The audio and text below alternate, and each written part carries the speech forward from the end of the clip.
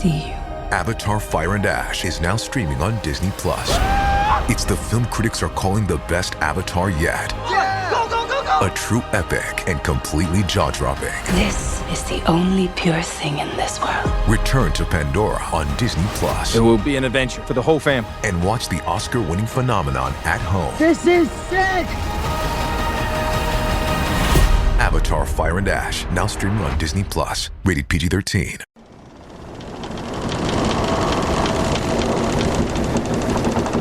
Nubes amenazantes cubrían las montañas. Era aquella una costa agreste, jalonada por viejas lomas redondeadas, cubiertas de un verde intenso, casi fosforescente, allí donde se precipitaba el mar en días soleados.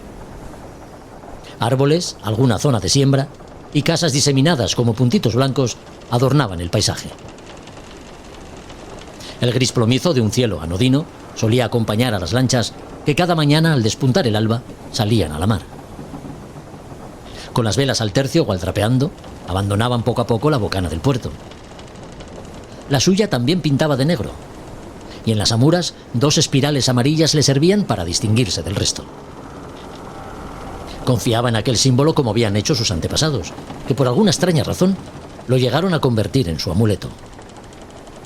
Escuchando sus historias, había crecido oyendo relatos fascinantes sobre el movimiento helicoidal de las plantas al crecer o de las sardinas en su intento por protegerse de sus depredadores. La espiral traía fortuna, decían, y así debía de ser.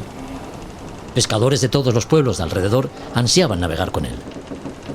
Las capturas parecían estar aseguradas. Era mediodía cuando una brisa ligera de nordeste empezó a soplar rompiendo el techo neblinoso. Grietas de un azul intenso, por las que se colaba la luz del sol, se abrían iluminando el enjambre de pequeñas embarcaciones que, como hormigas soportando el peso de una hoja, se movían de aquí para allá, cada vez con mayor ímpetu, impulsadas ya por el viento entablado. Con las caceas en el agua todos esperaban una jornada fructífera. Pero la suerte no suele repartirse a partes iguales. Y la lancha, tocada por el magnetismo de sus espirales, volvería a llenar la cubierta de besugos. A Son de Mar, el podcast para marinos y amantes de la navegación.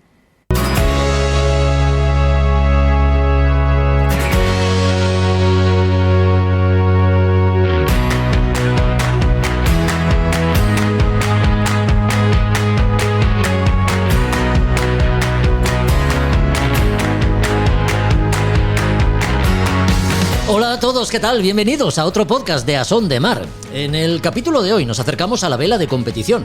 Lo hacemos de la mano de un gran deportista para hablar de una prueba que vuelve al calendario internacional después de 14 años. La Sardinia Cup, celebrada a principios de este mes de junio en Cerdeña. Allí el barco ganador en clase 2 del equipo sueco, patroneado por Per Roman, contó entre sus tripulantes con deportistas españoles, entre ellos Gustavo Martínez Doreste, táctico y director de equipo, y Fran Palacio, con quien hablamos de esta emblemática regata. Palacio sabe lo que es ganar en regatas de máximo nivel, campeón del mundo en J80 y SB20 y de Europa en J70, además de diversos triunfos en otras especialidades y haber sido el patrón más joven en una Barcelona World Race. Habla para nosotros en este episodio, para Son de Mar, y nos contará las evoluciones del GAR, el barco que, como decimos, ha logrado la victoria en la Sardinia Cup 2026. Cartas a un joven navegante es el título que Juan Melgar presenta hoy en la sección que siempre dedicamos a los libros náuticos. Don Juan de Lángara es el marino destacado por Josu Jiménez en las Españas de ultramar y sus exploradores. Con Roberto Bucetas hablamos de la regata Isastur Universidad de Oviedo, que se celebra este fin de semana en la bahía de San Lorenzo, en Gijón. 28 ediciones ya de una prueba imprescindible en el calendario asturiano de regatas.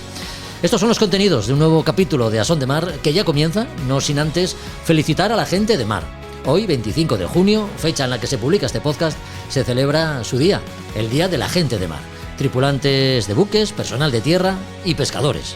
Así que, va por ellos.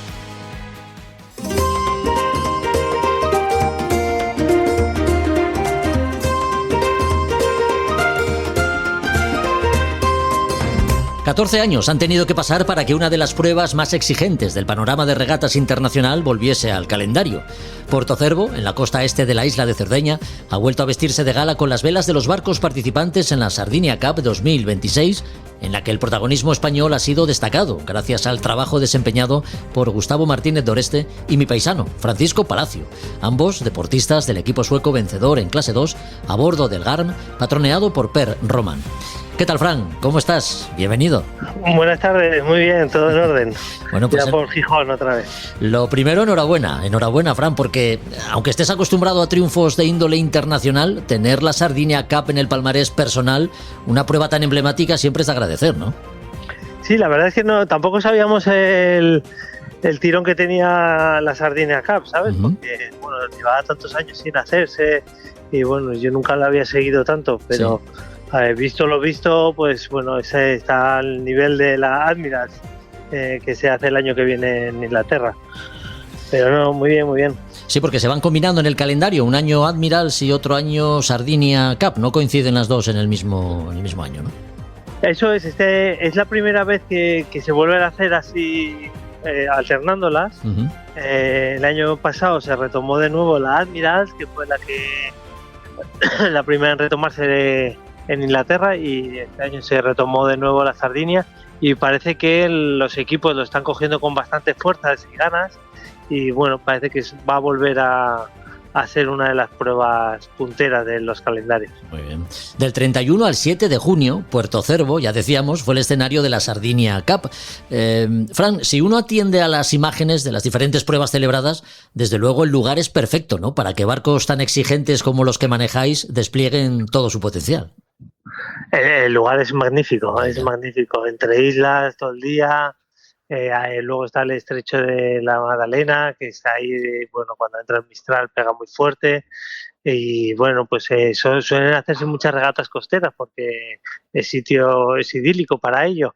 Entonces, bueno, los navegantes tienen un gran trabajo por el tema de las rocas, de lo que hay en esa punta, lo que hay después de la isla. Entonces, bueno, es una regata y un sitio muy, muy bonito. Qué pasada, con tantas islas como comentas, vientos que rolan, ¿no?, que chocan de un sitio, rebotan en otro. Imagino que eso requería también cierta complejidad técnica, ¿no? No suele ser tanto de rebotar como si fuesen otros sitios, ¿sabes? Sino, bueno, cambia, hay roles, por supuesto, ¿sabes? Que llegas a ese estrecho, pues va a estar más de un lado que del otro, pero bueno, ya como llevan tantos años ahí la gente navegando y tal, ya se lo tienen todo súper apuntado. Fran, ¿de cuántas regatas se compuso el programa de la Sardinia Cup? Pues mira, empezamos de martes, yo creo que empezamos, o de lunes, y fueron pues un día una regata costera, que era alrededor de 30 millas, una cosa así. Luego el segundo día había una regata larga que fueron 130 millas, la cual, bueno, pues la tuvieron estaba hecha para las 11 de la mañana, pero la tuvieron que retrasar hasta las 8 de la tarde porque había muchísimo viento. Y luego, bueno, fue una regata dura de bastante viento, y encima de que iniciamos súper tarde, casi anocheciendo y demás, pero bueno, muy bien. Sí. Y luego un día de descanso, que era para acabar la regata. Dos días de Barlovento Sotavento y otro día de regata costera. Uh-huh. ¿Cuáles fueron las condiciones? ¿Acompañaron al espectáculo durante todas las pruebas, Fran? Pues mira, el primer día hubo viento medio. El día de la larga pues salimos con 30 nudos. Caray. Subí hasta 35 y luego ya llegamos con 18 o 20. El segundo y el Barlovento Sotavento, los 2 días de Barlovento Sotavento, pues hubo desde 18 y acabamos con 26. Y el último día hubo poco viento, de 8 nudos máximo. Ya. ¿Y con 30-35 nudos, vosotros rizáis o vais contra arriba? Sí, no, ahí salimos todos con las mayores rizadas. Sí. Además, porque salíamos en un largo y luego era popa. Uh-huh. Y íbamos todos con las velas rizadas y nada, va, toda leche, embarcando agua como si no hubiera un mañana. Muy, muy bonito. Qué bien. Muy bonito. Oye, en unos días de tanta intensidad no hay que bajar la guardia, ¿no? Psicológicamente, ¿cómo afrontáis como equipo la exigencia que requiere estar en permanente estado de alerta competitiva, digamos? Antes, como dijiste, Gustavo es el manager del equipo. Sí. Gustavo, la verdad es que tiene un don para escoger gente que forme el equipo. Somos 11 chicos y una chica, y la verdad es que todos empujan muy fuerte, todos son muy buenos compañeros y hace que cuando uno está un poquito más bajo el otro está más alto, y la verdad hace que estemos todos al mismo nivel empujando fuerte, ¿sabes? Y eso Gustavo es el gran artífice de este equipo, ¿sabes? Qué bueno, o sea que Gustavo, además de ser táctico, hace labores de coaching, por decirlo de alguna forma, ¿no? Sí, bueno, es el manager, ¿sabes? Ya. Entonces, claro, todos los que ha fichado, pues somos todos muy parecidos, de un carácter muy, muy similar y que todos muy competitivos. Y claro, al final, cuando uno, pues lo que te digo, está un poco más cansado o lo que sea, ya llega otro que lo va a hacer igual o mejor, ¿sabes? Y entonces mantenemos el mismo nivel siempre. Ya. Oye, Fran, más que ganar en todas las pruebas, algo extremadamente difícil, ¿no? Atendiendo al nivel del resto de tripulaciones, tal vez el secreto esté en la regularidad y saber cuándo tienes el día bueno o cuándo conviene ser más conservador, ¿no? Claro, no, por ejemplo, en la Admirals Sí. y en la Sardinia lo que se hace es, hay una clasificación que es por equipos, que es el que gana el propio trofeo, ¿sabes? Sí. Hay una clase de mayores y otra clase de los segundos, los más pequeños, ¿no? Y entonces tienes que trabajar entre los dos equipos para mantener el liderazgo, que fue lo que hicimos nosotros. El equipo grande pues tenía sus rivales, que eran pues los italianos y luego había otros ingleses, ¿sabes? Entonces siempre los tenía un poco controlados para que nosotros también controláramos los nuestros y al final, como en equipo de las dos clases, pues poder vencer. Qué bien. ¿Cuál fue el equipo más duro de pelar? Bueno, en nuestra clase estaba el RAN, que era otro equipo sueco que bueno, en clase nuestra ganó él, ¿sabes? Pero claro, por ejemplo, su partner del equipo mayor, pues en la larga, por ejemplo, tuvieron que retirarse porque no podía, le embarcaron mucha agua dentro, no sé qué, y tuvieron un gran problema y no pudieron terminar. Entonces esos eran al principio los favoritos, los que ganaron el año pasado la Admirals Cup. Qué bien. Bueno, en la Sardinia Cup hay que decir que rige la compensación de tiempos, ¿no? No estamos hablando de barcos monotipo. No, son todos los barcos, son todos diferentes, van en rating y cada uno es de su padre y de su madre. Lo que hace que, bueno, que a priori sea un poquito aburrido, ¿sabes? Porque dices, joder, Lina, ahora me tiene que sacar no sé cuántos segundos por milla. Bueno, algo que si estás acostumbrado a navegar en monotipos, pues te parece un poquito extraño, ¿no? Sí. Pero bueno, está todo tan ajustado que al final pues vamos en 10 segundos, en un minuto, en tiempo real, ¿sabes? Al final va todo muy en un pañuelo. Y cuéntanos, Fran, ¿cómo es el Garm, de nombre mítico, ¿no? En la vela de competición sueca. Se trata de un GP42 de altas prestaciones. ¿Cuáles son estas prestaciones? Dinos. Pues mira, el barco de inicio fue un GP42 que se llamaba Puerto Calero, el último que hicieron, que era un buen barco. Y luego yo creo que lo cogió un equipo inglés y por último un equipo neozelandés que se llamaba el Calypso. Y este ganó mucho.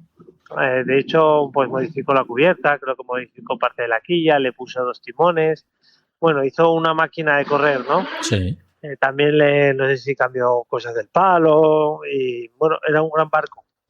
¿Y qué pasó? Que en la Admirals Cup del año pasado nosotros íbamos con el JPK, que es un barco más pequeñito, y el corte que sacaron para la siguiente regata quitaba los barcos pequeños. Entonces nuestro armador decidió apostar y compró este barco. Y bueno, es el primer año con nosotros con él, estamos aprendiendo. Bueno, nuestro objetivo era, por supuesto, la Sardinia, ¿no? Pero bueno, no teníamos pensado, bueno, siempre vas a ganar, ¿no? Pero no teníamos pensado estar allá tan arriba. Nos dices que estáis aprendéis rápido, ¿eh, Fran? Hombre, la verdad es que, bueno, hay mucho trabajo detrás y se estudia todo demasiado. Pero bueno, sí, aprendes pues eso, pues con condiciones adversas, pues de mucho viento, qué velas tienes que usar, cómo tienes que rizar, a qué velocidad tienes que ir. Y son muchas cosas que te va dando las millas que vas haciendo a bordo del barco. Claro. Todos los barcos participantes en este tipo de regatas, como puede ser también la Admiral's Cup, que has mencionado, son máquinas diseñadas para correr, ¿no? Lo que quiere decir que sus tripulaciones, pues debéis trabajar con la sincronización prácticamente de un reloj suizo. ¿Qué puesto ocupas a bordo tú del Garm, Fran? A ver, son máquinas hechas para correr y de hecho también cuando estábamos ahí en Portochervo ¿Sí? había un poco de disparidad porque claro, se están haciendo tanto para correr que nos olvidamos de la parte offshore de estas regatas, ¿sabes? Por ejemplo, en la Admiral para hacer la offshore son las 600 millas de la Fastnet. Claro. Entonces si te pilla una Fastnet dura con estos barcos es difícil poder acabarla porque son barcos frágiles, entre comillas. Sí, sí. Entonces, bueno, pues estaban ahí un poquito comentando de, oye, pues igual hay que poner unos especie de límites, ¿no? Para que no sean tan frágiles, ¿no? Uh-huh. De hecho, por ejemplo, había unos barcos de la primera clase que las mayores no llevaban rizos. Entonces, el día ese de la larga, con tanto viento, tuvieron que salir con la mayor de capa, porque la mayor suya no tenía rizos. Claro. ¿No? Entonces, que es algo ilógico, ¿no? Uh-huh. Y que bueno, que tampoco tienes el espíritu offshore que bueno, esta regata también lleva, ¿no? Ya. ¿Qué puesto ocupas tú a bordo? Pues yo estoy trimando el foque y luego en las regatas largas también conduzco el barco. Cuando trabajas con el foque, imagino que el esfuerzo físico es brutal, ¿no? En cada manga. Bueno, sí, tenemos a un tío muy grande también que le da ahí al coffee y al winche cuando se pone eso duro y entonces es más fácil, ¿sabes? Suda él y no tanto tú. Sí. Bueno, ya mencionábamos antes Gustavo Martínez Doreste como manager y también táctico, me parece, ¿no? También él, atendiendo a lo conseguido, ha hecho un gran papel, ¿no? ¿Cuál es el cometido de un táctico a bordo de un barco de estas características? Bueno, el táctico realmente es el de los que más presión lleva. Ya. Porque al final un acierto del táctico es ganar regatas y un pequeño fallo es que te pasen barcos, ¿no? Es siempre el más visual. Pero bueno, es el que decide por dónde hay que ir, dónde hay que virar, qué lado hay que escoger, el barco con barco, cómo hacerlo. Luego tenemos al navegante, que es un poco el que te da algo de información de dónde están los lines. Eso en un barlovento sotavento. Pero una regata larga, pues es un poco el que te hace el rutaje y a gran escala es el que te dice un poco por dónde, cuál es la tendencia a la que hay que ir y cómo hay que pasar las piedras o pasar las islas y demás. Y como decíamos antes, todos perfectamente sincronizados para sacarle el máximo rendimiento al barco, claro. Sí, no, gracias a Dios ahora está todo muy profesionalizado y la gente que va pues sabe lo que tiene que hacer en cada momento y ahí se cometen pocos errores. Pero bueno, cuando se comete luego sale costoso. No, me imagino. Porque además son máquinas caras, ¿eh? No son nada baratas. Sí, cada pieza de ahí dices, tu madre mía, cómo me alegro yo no ser armador de una cosa de estas. Ya. Bueno, Fran, llevas años dedicándote a las regatas de alto nivel en el panorama internacional. El próximo reto me parece que lo tienes bien cerquita, ¿no? En Cascais, me parece. Sí, la semana que viene nos vamos a Cascais, que tenemos ahí una prueba para preparar el Mundial, que es en septiembre. Uh-huh. Y bueno, ahora estamos ahí con un equipo portugués en el que está Hugo Rocha, que es también como el Gustavo del sueco, pero en este barco portugués. Sí. Y bueno, estamos ahí intentando llegar a un nivel alto para luchar por un top 10 ahí en el Mundial, que si cuadran todo, pues sería un poquito mejor, ¿no? Pero bueno, hay mucho nivel, aquí son todos monotipos y bueno, pues ahora hace 3 semanas que estuvimos allí estaban los brasileños, los americanos, australianos y bueno, hay mucho nivel y la verdad es que es muy prestoso. Bueno, Fran, pues disfruta de las regatas que tienes por delante, mucha suerte en ellas, que tu papel sea un buen papel, que seguro que lo va a ser, porque eres un gran profesional, y aquí estaremos para que nos lo vuelvas a contar en otra ocasión. Así que, lo dicho, un abrazo muy fuerte y mucha suerte en las regatas del futuro. Muchas gracias, Jorge.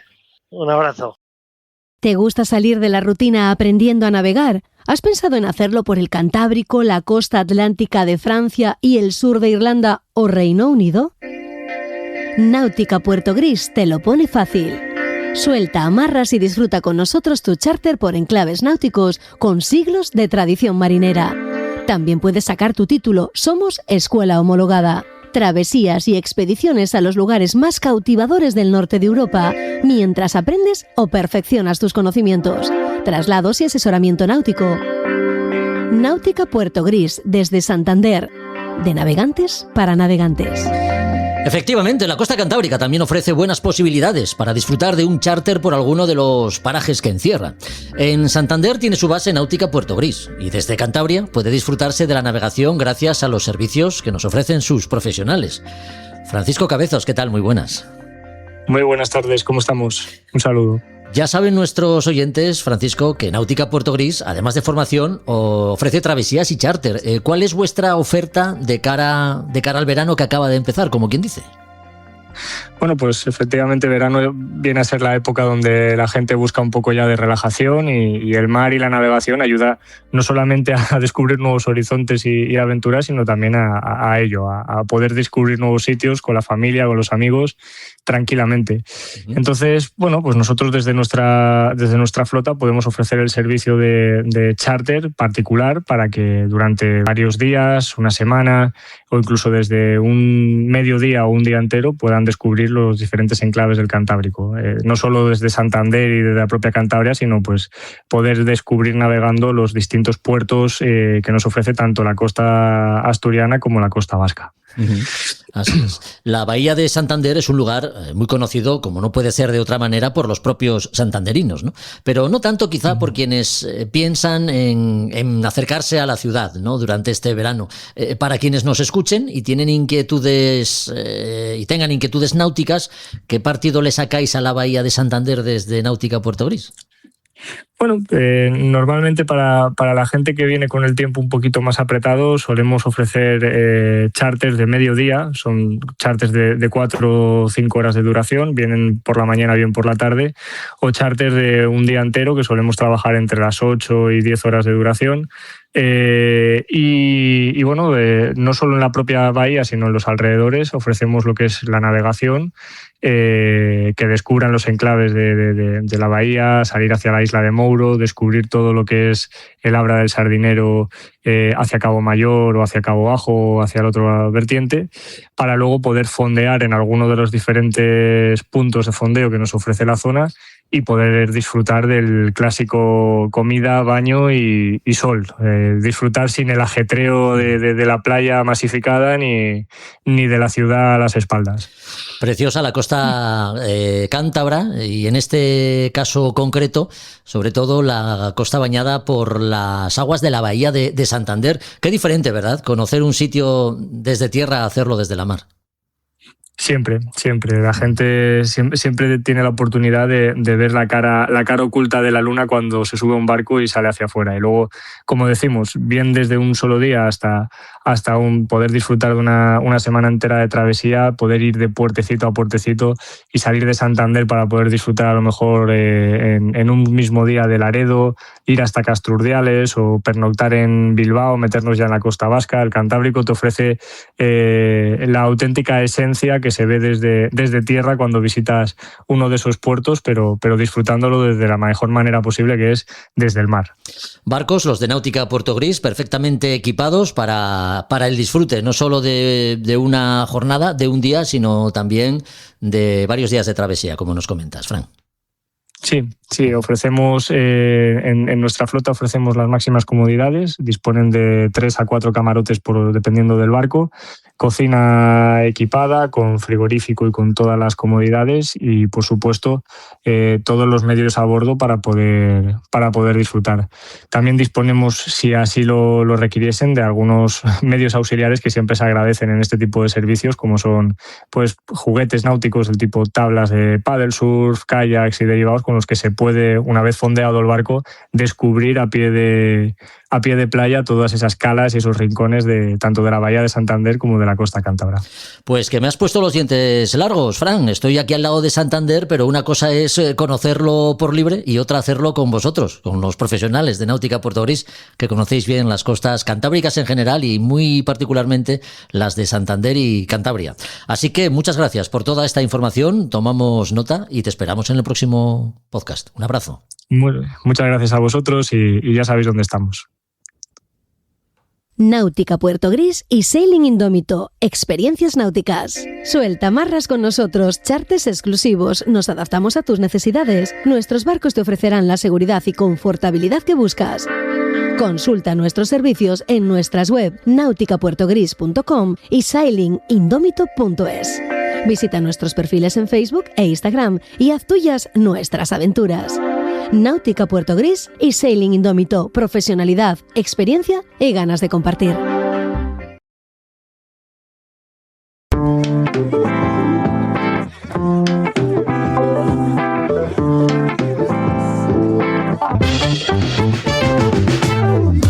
El olor de un buen libro inunda la camareta de la Luna cada vez que hablamos con Juan Melgar. Hasta nosotros llega ese aroma, el de Librería Robinson, tan característico.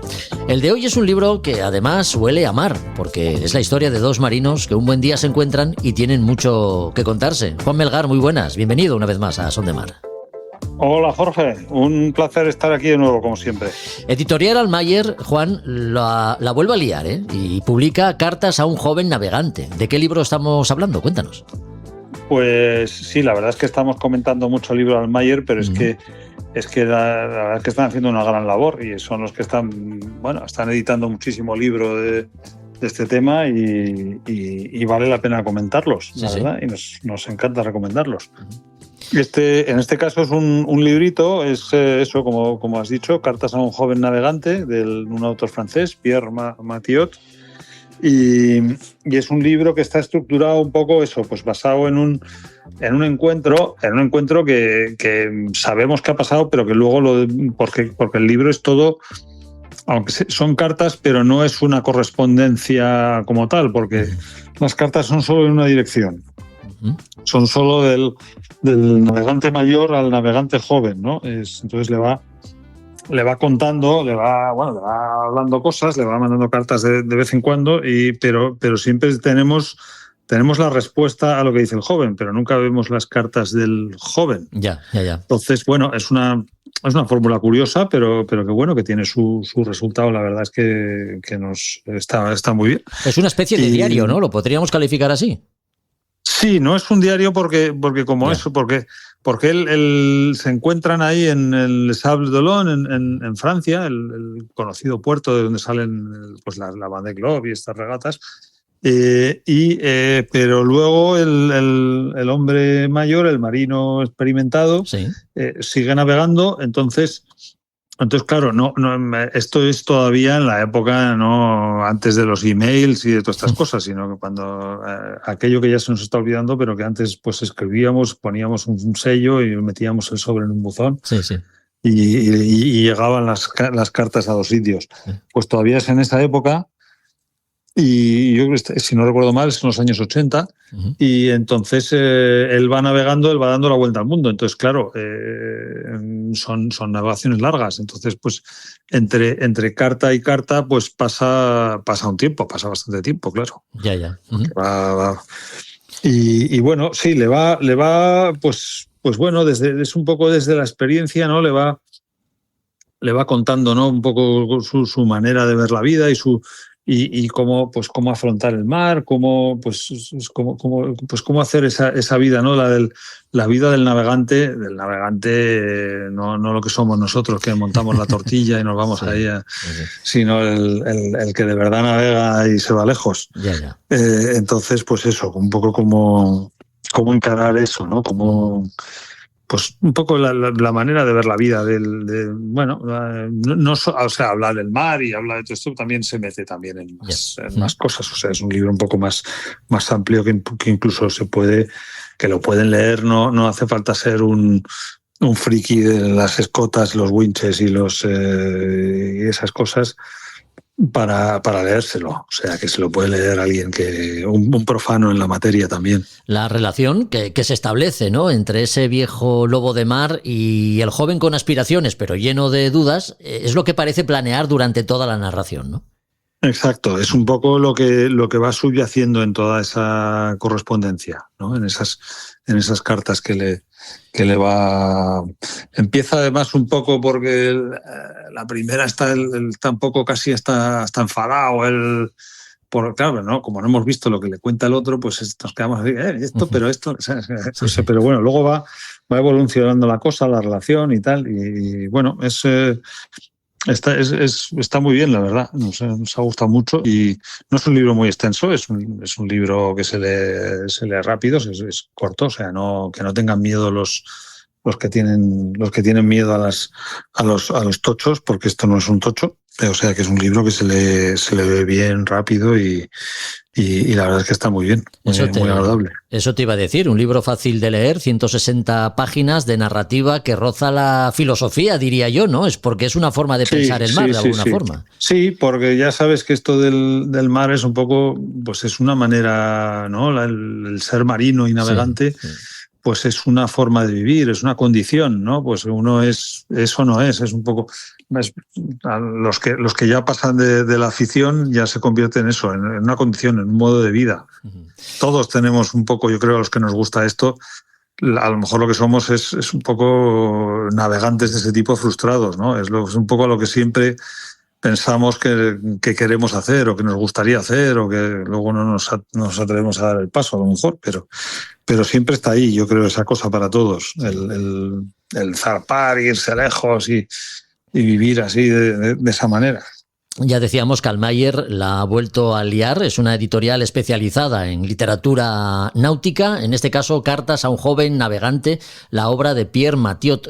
¿Quién es este autor? ¿Qué podemos saber de él, Juan? ¿Qué nos puedes decir? Pues es francés, como hemos dicho antes, ya sabemos que Francia es la verdad es que en el mundo de la navegación deportiva hoy en día es la gran nación marítima.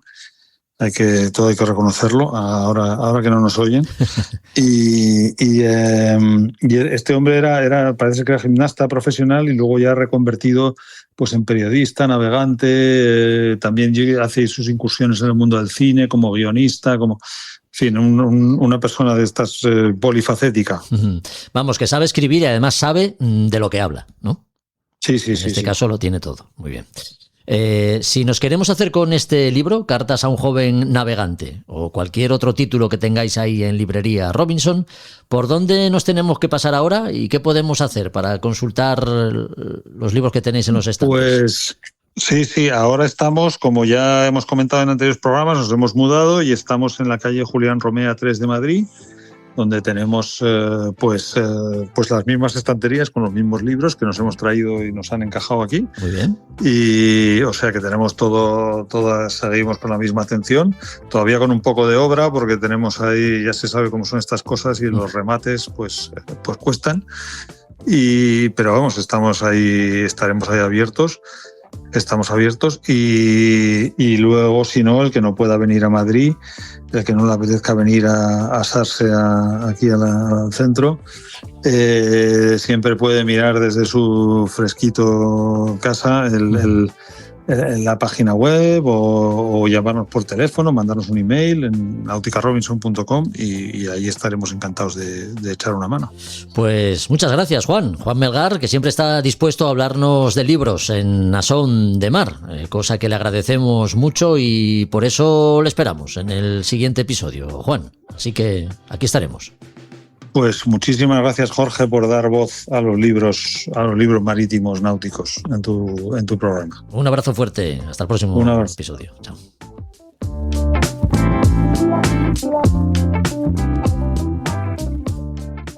A Son de Mar, el podcast de Jorge Uría.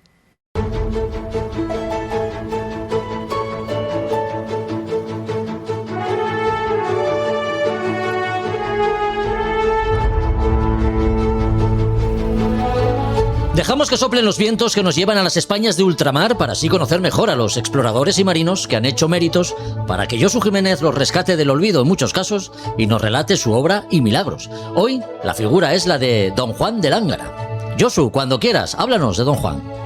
Muy buenas a todos. Pues aquí vamos a hablar de un almirante ilustrado que conocemos poco, pero que es muy interesante. Y puedo empezar simplemente por su gran... Enero de 1780, noche fría y tempestuosa frente al Cabo de San Vicente, sur de Portugal. El navío de guerra español, el Fénix, está... El almirante lleva 3 heridas de bala en el cuerpo. A su alrededor 4 buques británicos lo rodean por todos los flancos. Ha perdido el palo mayor, no puede escapar. Pues este hombre malherido y sin rendirse hasta el último momento se llama Juan de Lángara. Y lo que ocurrió esa noche y lo que vino es una de las historias más extraordinarias y la verdad que no conocemos en la historia naval española. Y os explico. Juan Francisco de Lángara y Ugarte nació en La Coruña en 1736. Era de origen vasco, de tradición naval. Su padre era Juan de Lángara Arizmendi, un oficial ya de la Armada. Entonces heredaba su tradición. Ingresó en la Marina con 14 años, en 1750 como guardia marina. Y desde el primer momento destacó. Tanto que el mismísimo Jorge Juan, el gran científico y marino ilustrado español, lo recomendó personalmente para ampliar sus estudios de matemáticas en París, algo que solo se daba a los mejores. Esa formación científica marcaría toda su carrera. Lángara no solo era un hombre de guerra, era un marino ilustrado, de los ilustrados que había a final de ese siglo. Durante 10 años navegó por las costas de África, por el mar de China. Realizó 3 viajes a Filipinas, 1766, 71, y en 74, al mando de la fragata Rosalía, encabezó una expedición científica por el Atlántico, que no solo lo hacen los ingleses o los franceses o cualquier otro, durante 6 meses, corrigiendo errores de las cartas náuticas y poniendo en práctica los últimos avances de la astronomía. Le acompañaban en aquella misión nombres que pues todo el mundo sabe quiénes son: Mazarredo, Apodaca y Malaspina. Entonces podemos decir que este era un hombre curioso, riguroso, un ilustrado. Y entonces, bueno, pues voy a pasar directamente a lo que define su leyenda, ¿no? Que es en enero de 1780. España llevábamos ya meses en guerra contra los britanos y estábamos aliados contra los franceses, apoyando la independencia de Estados Unidos, ¿no? Que no saben lo que nos deben. Todo el mundo mira a Lafayette, pero bueno, Lafayette realmente fue, pues como los italianos o los franceses son los que se dedican a vender el producto, pero realmente quien se lo dio, pues entre otros fue este hombre, ¿no? Lángara mandaba una escuadra de 11 navíos de línea, 2 fragatas, patrullaba las aguas del Atlántico y, si era posible, interceptaría cualquier convoy británico que intentaría abastecer Gibraltar, en este caso. Lo que no sabía Lángara es que los franceses, que conocían perfectamente la salida y la fuerza de la flota británica de Rodney, no le avisaron. Y esto, pues cuando avistó las velas enemigas, Lángara comprendió de inmediato que por desproporción no podría vencer. Rodney llevaba 18 navíos de línea y 6 fragatas, le doblaba. La decisión lógica era tirar hacia Cádiz, que quedaba poco más de 100 millas hacia el sur.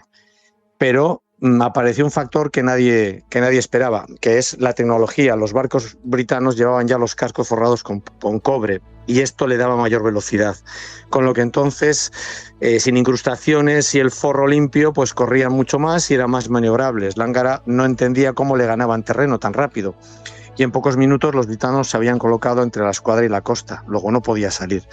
Ese combate comenzó a las 4 de la tarde y lo que siguió fue una batalla de persecución.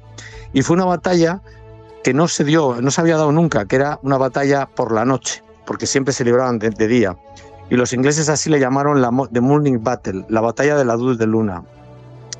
Y así, bueno, pues los combates en el navío español Santo Domingo de 70 cañones explotó, con la muerte de casi todos. La escuadra española combatió con ferocidad, que el propio Rodney reconoció después por escrito. Y Lángara, con su buque insignia el Fénix, aguantó el combate de 4 navíos británicos a la vez. 3 heridas graves, perdió el palo mayor. Y solo entonces, con el barco destrozado y malherido, arrió la bandera y fue hecho prisionero. Pero además de esto hay otra historia, que en esa misma batalla el San Julián fue tomado por una dotación de presa britana y lo intentaron llevar a Gibraltar. La noche mala, el barco estaba muy dañado y los ingleses no se sabían la costa. Y el navío empezó a derivar hacia esta. Y entonces su hundimiento era inminente. Desesperados, los britanos pidieron ayuda a sus prisioneros españoles, a los nuestros. Y los nuestros dijeron, sí, pero solo te ayudamos si se constituyen vosotros en prisioneros y el barco va a bordo español. Y así los britanos aceptaron. Y esa mañana el San Julián entraba en Cádiz con bandera española, conducido por sus propios prisioneros, trayendo a los propios captores a los britanos. Lo digo porque, bueno, esta historia pasó en esa batalla, ¿no? Entonces Lángara, siguiendo con Lángara, fue liberado bajo palabra de honor, que se hacía en esa época, y regresó a España. Y Carlos III, lejos de reprocharle la derrota, lo ascendió a teniente general por el comportamiento en combate que había sido tan ejemplar. y su carrera, bueno, pues siguió, porque al estallar la guerra contra la Francia revolucionaria resulta que ahora éramos aliados de los britanos. ¿Y esto por qué? Pues porque es un rollo entre monarcas, como ahora entre los geopolíticos, ¿no? Y entonces, bueno, que no nos quiten el chollo, pues ahora somos amigos de los britanos. Lángara mandó la escuadra del océano con 18 navíos y operó en el Mediterráneo. Y junto con Hood tomaron el puerto de Toulon. Allí al final tuvieron que salir después de destrozar toda la flota francesa porque entraba el gran Napoleón, que en ese momento no era más que capitán. Y después ya fue nombrado secretario de Estado, que sería como un ministro de Marina, y ascendió a capitán general de la Armada. Impuso el depósito hidrográfico, que es una institución que todavía tenemos hoy para las cartas navales. Y murió en Madrid en 1806, 26 años después de aquella batalla. Así que nada, esto es un poco la historia de Juan de Lángara, que conviene leérsela porque es interesante, y sobre todo esa batalla, verla, pues no sé, pues hay que buscarla en YouTube o en cualquier otro sitio, porque es curiosa. Y luego además la derrota doble de los britanos que se llevaban el San Julián y al final fueron pues derrotados ellos. Y esto es un poco.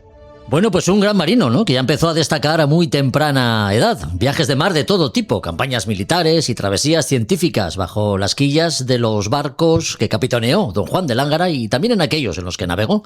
Valiente y comprometido con las tareas encomendadas como buen hombre de mar, don Juan de Lángara ha sido nuestro protagonista en las Españas de ultramar y sus exploradores, gracias, como siempre, a la compañía de Josu Jiménez. Una compañía que seguimos queriendo tener en este podcast, Josu, así que te esperamos en el próximo capítulo.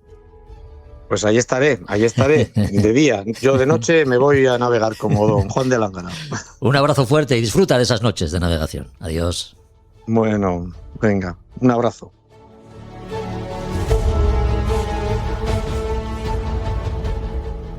A Son de Mar, el podcast para marinos y amantes de la navegación.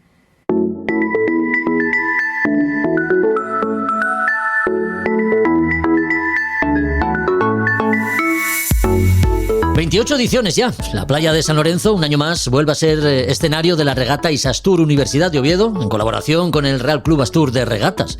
28 años que cumple, convirtiéndose en una prueba de la que no se puede prescindir. Más de 100 regatistas y una nutrida flota de cruceros, que también harán las delicias de paseantes y aficionados, se darán cita en la bahía de Gijón. Como regatista y organizador, hablamos con Roberto Bucetas los próximos minutos. ¿Qué tal, Roberto? Muy buenas, una vez más. ¿Qué tal, Jorge? Buenos días. Bueno, en otras ocasiones hablamos de náutica y navegación contigo. Hoy la protagonista es la regata. Tú, en calidad de organizador, pues ya van 28 ediciones. ¿Qué tiene esta regata para ser una fija ya en el calendario y seguir ilusionando casi 3 décadas después?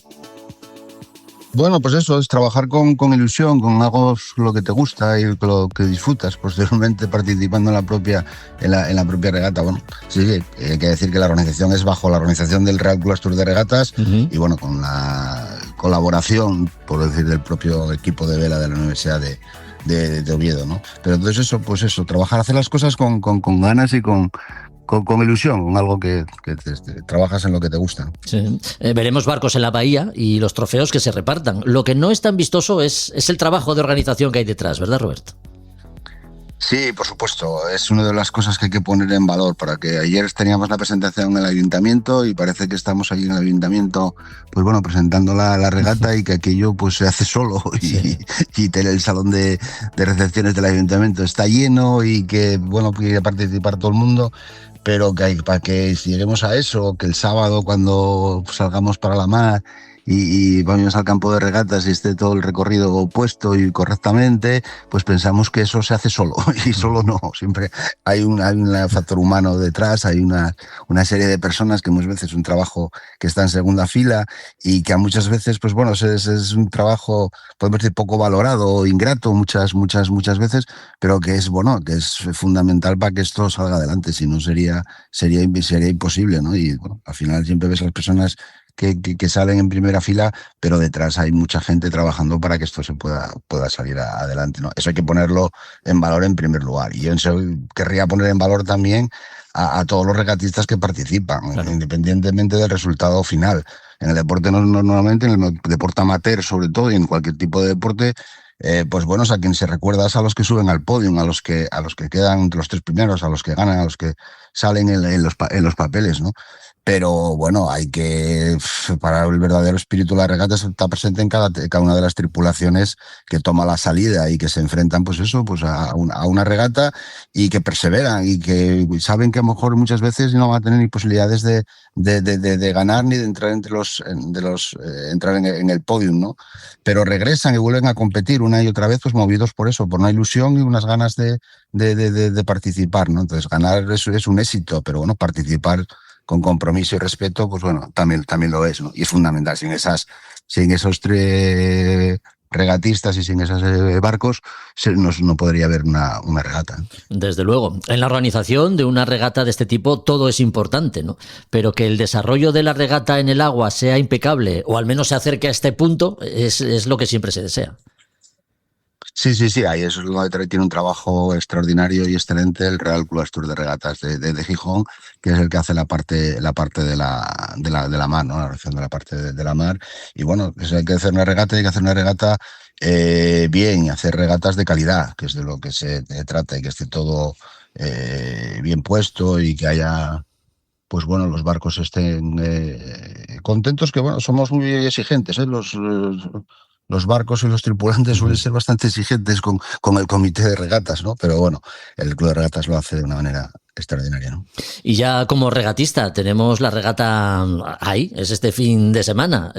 Imagino que ya estarás consultando partes meteorológicos.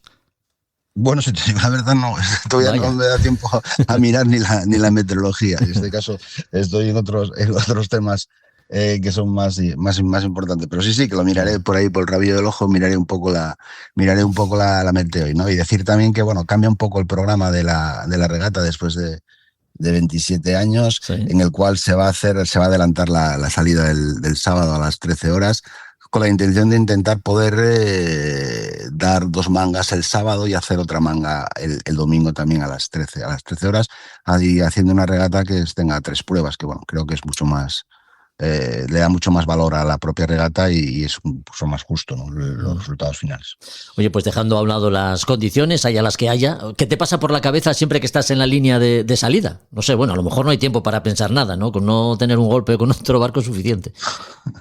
Bueno, la línea de salida es uno de los momentos más intensos y más, lo mejor de toda una regata para mí es la salida. Pues bueno, tienes que comprobar la línea de salida, tienes que comprobar por dónde te vas a salir en función de si está algo favorecida el comité o está favorecido el PIN, la boya, o las condiciones, la presión del campo de regata, si va a ir por un lado o por otro. Bueno, la salida tiene su encanto. Las salidas de las regatas es un momento de mucha tensión, de mucha adrenalina, podemos decir. Y ahora también, bueno, pues la electrónica también nos ayuda un poco también a saber un poco ver eso. Pero bueno, me gusta seguir viendo la regata por eso, por la salida, por el viento, por los instintos y probando un sitio y otro, y tomando la decisión de por qué quiere salir, ¿no? Seguro que recuerdas con cariño el buen papel que obtuvisteis en Cantabria Infinita. ¿Repites tripulación en este caso? En este caso sí, se repite más o menos la tripulación que fuimos a Santander. Hay un cambio, creo que la tripulación, porque cuando tenemos a 3 tripulantes de salida, sabes que esto es un equipo universitario, sí, y tenemos siempre altas y bajas, y hay 3 tripulantes que están a punto de embarcar. Y bueno, todavía no saben, no tienen confirmado todavía si van a poder estar el fin de semana aquí en Gijón. Pero bueno, sí, tenemos un equipo excelente, entonces siempre vamos a tener ahí lo mejor. Vamos a poner lo mejor en la tripulación, por supuesto. No hay ninguna duda, y seguro que con el carácter competitivo que tenéis, el barco a punto ya, ¿no? Sí, tenemos entreno mañana y para ir perfilando los últimos detalles en lo que es el barco y salir a navegar mañana, y bueno, cuestiones de limpieza del casco y demás, las cosas típicas que hay que hacer para participar y salir a cualquier regata, ¿no? Recuérdanos, Roberto, qué tipo de barco es en el que navegáis habitualmente, cuáles son sus características. Bueno, el barco es el barco que tenemos de siempre, el barco que tenemos de siempre, es un barco pequeño, es un barco ligero, es un First Class 8, y bueno, pues el que podemos disputar, y estamos inscritos en la clase 2 de las 3 que consta la prueba, RC1 y RC2 y RC3, y bueno, más o menos somos la zona media, ¿no? Y es un barco ligero, pues bueno, le favorecen las condiciones de poco viento, ¿no? Entonces, bueno, vamos a mirar un poco la meteo, a ver qué es lo que hay, a ver si, bueno, vamos a intentar hacerlo, a competir e intentar hacerlo lo mejor posible, ¿no? Como siempre. Roberto, no podemos dejarlo aquí sin recordar la figura de Daniel Ponte, a quien un año más volvéis a homenajear en esta edición. Sí, 9º memorial Daniel Ponte, sí, ayer lo recordábamos en la presentación de la regata y ahí estaba su mujer y su hermana en la presentación y bueno, fue un momento emotivo y es algo que bueno, siempre tendremos ahí presente y que para nosotros fue un referente y pues siempre lo seguiremos recordando, ¿no? ¿Y quién fue Daniel Ponte? Porque además de colaborador en la organización de la regata fue compañero, ¿no? en la escuela. Sí, fue compañero en la Escuela de Marina Civil, fue director de la Escuela Superior de Marina Civil de Gijón y bueno, pues siempre apoyó, fue como regatista que era, pues siempre apoyó que se fomentara y se siguiera haciendo y realizando cosas relacionadas con el deporte náutico, la vela en concreto, en la Escuela de Marina Civil, ¿no? Isastur Universidad de Oviedo, en colaboración con el Club Astur de Regatas. La regata que cumple 28 años, con buena salud, consolidada ya en el calendario y por ello con aspiración a seguir celebrándose. Así que esperamos que el año que viene sigamos aquí para volver a hablar de otra edición de esta regata. Con su organizador y uno de sus participantes hemos hablado estos minutos, con un colaborador habitual que ya conoces en A Son de Mar, con Roberto Bucetas. Gracias, Roberto, que sea un éxito, un año más la regata Isastur Universidad de Oviedo y lo dicho, que sigamos hablando de esta regata en futuras ediciones. Un abrazo fuerte. Pues muchas gracias, Jorge, por darle difusión un poco a estas cosas que tenemos un poco como nuestras, ¿no? Y gracias y un fuerte abrazo. Pues hasta aquí otro episodio de A Son de Mar. Ya sabes que volvemos en 15 días para seguir hablando de náutica, navegación e historias humanas de la mar. Seguimos en Facebook, Instagram, en YouTube y en la web podcastasondemar.com, así que visítanos en cualquiera de estos canales. Nos escuchamos hasta dentro de, lo dicho, un par de semanas. Adiós. A Son de Mar, la náutica en un podcast.